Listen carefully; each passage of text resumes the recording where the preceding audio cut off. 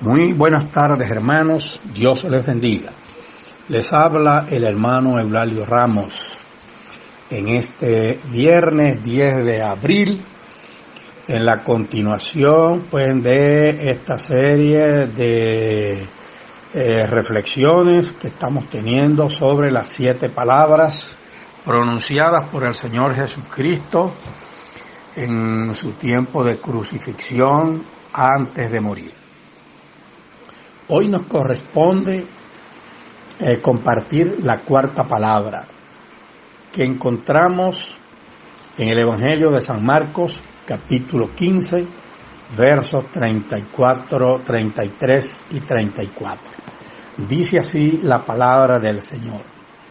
Cuando vino la hora sexta, hubo tinieblas sobre toda la tierra hasta la hora 9. Y a la hora 9, Jesús clamó a gran voz diciendo: Eloi, Eloi, lama sabactani, que traducido es: Dios mío, ¿por qué me has desamparado? Bueno, que Dios añada bendición a su palabra.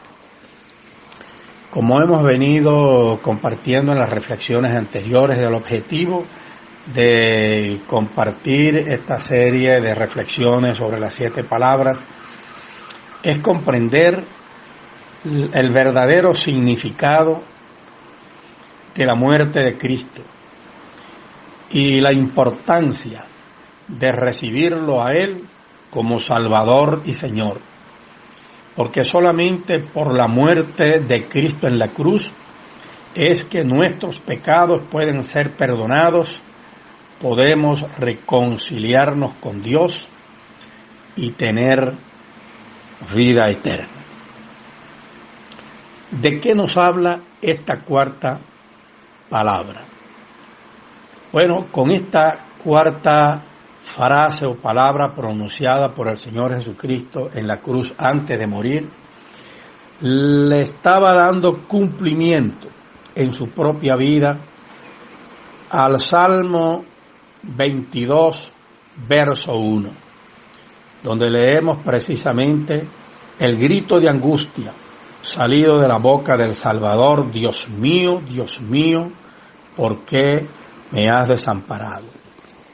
Hemos dicho en las reflexiones anteriores que todo lo que tiene que ver con el Señor Jesucristo había sido profetizado. Su nacimiento virginal, su muerte expiatoria y su resurrección de entre los muertos al tercer día. Todo eso se ha cumplido al pie de la letra, tal cual estaba profetizado. Bueno, también es digno notar que nosotros estamos conmemorando o estamos meditando sobre algo que ya es historia, porque lógicamente todos estos hechos ocurrieron o sucedieron en el tiempo y en el espacio. Hoy lo que hacemos es meditar sobre estos hechos para seguir refrescando en nuestros espíritus lo que todos estos sufrimientos, como todo cuanto le dio cumplimiento al Señor Jesucristo, lo que estaba profetizado acerca de su persona, cómo todo eso configuró entonces la posibilidad de que podamos ser salvos. Entonces, esta 4ª palabra nos habla de el Señor Jesucristo como nuestro sustituto y garante delante de Dios, y que toda nuestra iniquidad fue puesta sobre Él. Fue contado como transgresor, a fin de que pudiese redimirnos de la condenación de la ley. La culpabilidad de cada descendiente de Adán abrumó su corazón, sufriendo el castigo que nuestros pecados merecieron. La ira de Dios contra el pecador o contra el pecado la terrible manifestación de su desagrado por causa de la iniquidad llenó de consternación el alma de su Hijo. Toda su vida Cristo había estado proclamando a un mundo caído las buenas de la misericordia y el amor perdonador del Padre. Su tema era la salvación aún del principal de los pecadores. Pero en estos momentos, sintiendo el terrible peso de la culpabilidad que lleva, no puede ver el rostro reconciliador del Padre. Al sentir el Salvador que de él se retraía el semblante divino, en esta hora de suprema angustia, atravesó su corazón un pesar que nunca podrá comprender plenamente el hombre. Tan grande fue esa agonía que apenas le dejaba sentir el dolor físico. Con fieras tentaciones, Satanás torturaba el corazón de Jesús. El Salvador no podía ver a través de los portales de la tumba. La esperanza no le presentaba su salida del sepulcro como vencedor, ni le hablaba de la aceptación de su sacrificio por el Padre. Temía que el pecado fuese tan ofensivo para Dios que su separación resultase eterna. Sintió la angustia que el pecador sentirá cuando la misericordia no interceda más por la raza culpable. El sentido del pecado que atraía la ira del Padre sobre él como sustituto del hombre fue lo que hizo tan amarga la copa que bebía el Hijo de Dios y que quebró su corazón. Con asombro los ángeles presenciaron la desesperada agonía del Salvador. Las huestes del cielo velaron sus rostros para no ver ese terrible espectáculo. Y hasta la naturaleza inanimada expresó simpatía por su autor insultado y moribundo. El sol se negó a mirar la terrible escena. Sus rayos brillantes iluminaban la tierra a mediodía, cuando de repente parecieron borrarse. Como fúnebre mortaja, una oscuridad completa rodeó la cruz. Fueron hechas tinieblas sobre toda la tierra hasta la hora 9. Estas tinieblas, que eran tan profundas como una medianoche sin luna ni estrella, no se debían a ningún eclipse, ni a otra causa natural.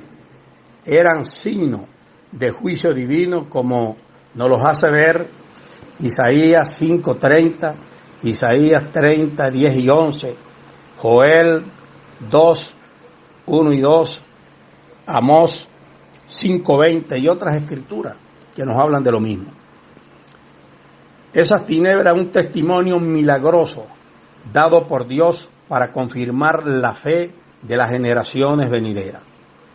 En esa densa oscuridad se ocultaba la presencia de Dios, como lo vemos en los Salmos 18:11 y primera y segunda de Samuel 22:12, donde nos dice que Dios hace de las tinieblas su pabellón y oculta su gloria de los ojos humanos. Dios y sus santos ángeles estaban al lado de la cruz. El Padre estaba con su Hijo. Sin embargo, su presencia no se reveló. Si su gloria se hubiese revelado, si su gloria hubiese fulgurado de la nube, habría quedado destruido todo espectador humano. En aquella hora terrible, Cristo no fue consolado por la presencia del Padre. Pisó solo el lagar y del pueblo no hubo nadie con él, como nos lo dice Isaías capítulo 63, verso 3. Con esa densa obscuridad Dios veló la última agonía humana de su Hijo. Todos los que habían visto a Cristo sufrir estaban convencidos de su divinidad. Ese rostro, una vez contemplado por la humanidad, no sería jamás olvidado. Y así como el rostro de Caín expresaba su culpabilidad de homicida, el rostro de Cristo revelaba inocencia, serenidad, benevolencia. Revelaba la imagen de Dios. Pero sus acusadores no quisieron prestar atención a ese sello del cielo. Durante largas horas de agonía, Cristo había sido mirado por la multitud escarnecedora. Ahora le ocultó misericordiosamente el manto de Dios. Un silencio sepulcral parecía haber caído sobre el Calvario. Un terror sin nombre dominaba la muchedumbre que estaba rodeando la cruz. Las maldiciones y los vilipendios quedaron a medio pronunciar. Hombres y mujeres y niños cayeron postrados al suelo. Rayos vívidos fulguraban ocasionalmente de la nube y dejaban ver la cruz y el Redentor crucificado. Sacerdotes, príncipes, escribas, verdugos y la turba, todos pensaron que había llegado su tiempo de retribución. Después de un rato, alguien murmuró que Jesús bajaría de la cruz. Algunos intentaron regresar a la ciudad golpeándose el pecho y llorando de miedo. Pero a la hora novena, las tinieblas se elevaron de la gente, pero siguieron rodeando al Salvador. Eran un símbolo de la agonía y el horror que pesaba sobre su corazón. Los airados rayos parecían lanzados contra él mientras pendía de la cruz. Entonces exclamó Jesús a gran voz diciendo: Dios mío, ¿por qué me has desamparado? Por primera vez en su existencia sintió él el retiro del amor del Padre. Nunca antes había estado nublado el rostro de su Padre, pero ahora ha sido retirado, más aún está en contra de él. Con todo eso, Jehová quiso quebrantarlo, como nos lo dice Isaías 53:10. Esto es algo que apenas podemos comprender y sin embargo era verdad, aunque extraño y terrible. Porque ese día Dios trató con Jesús como más tarde trataría a todos los hombres pecaminosos y rebeldes. No hubo otra agonía comparable como la suya. Jesús estaba bebiendo la copa de maldición, de abandono y de la ira de Dios. Para él no había escape. Era el precio a pagar por su obra de propiciación y sustitución por la cual nosotros somos salvados. Nos hacemos la pregunta: ¿podremos nosotros jamás amarle a él lo suficiente para recompensarle por lo que nuestra vida le ha costado? Para nosotros hay esperanza de escape de nuestra tenebrosa hora. Para él no pudo haber escape alguno. Desde el principio él sabía que tendría que pisar solo el lagar de la ira y que tendría que vaciar la copa sin ningún alivio. Él estaba absolutamente solo e irremisiblemente condenado por su propio acto.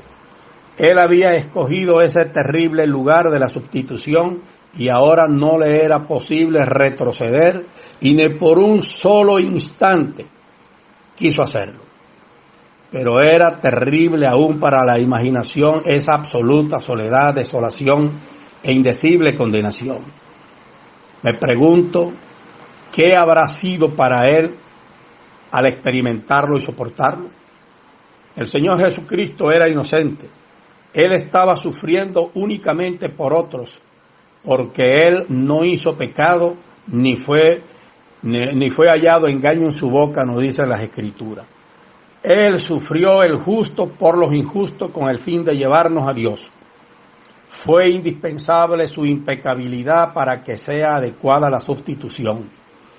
No teniendo ningún pecado propio que arreglar todo el mérito de su sacrificio, fue imputado el pecador, y esto satisface las demandas de Dios en contra de nosotros.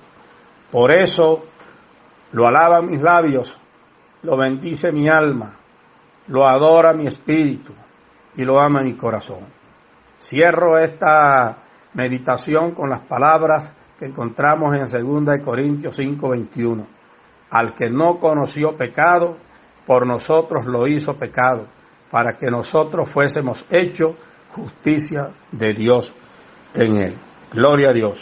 Amén. Nos escuchamos mañana en la continuación, si Dios quiere, en la continuación pues de esta serie de reflexiones que estamos teniendo sobre las 7 palabras. Dios le bendiga.